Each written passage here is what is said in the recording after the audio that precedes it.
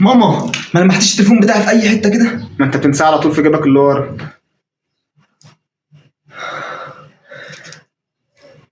طب المفاتيح؟ حطه جوه على الكومودين وانت بتقلع جاكيت الاخضر امبارح،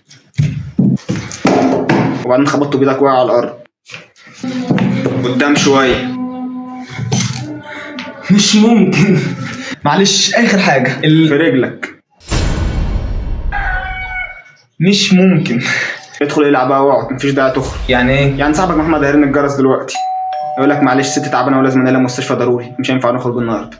ست اصلا ميته بقى لها 6 سنين و5 شهور ويومين. انت بتعرف الحاجات دي منين؟ وصاحبك القصير المسمر ابو شعر معفن ده علي هيرن عليك كمان 10 ثواني يقول لك معلش يا احمد جالي برد جامد قوي، مش هينفع نخرج النهارده.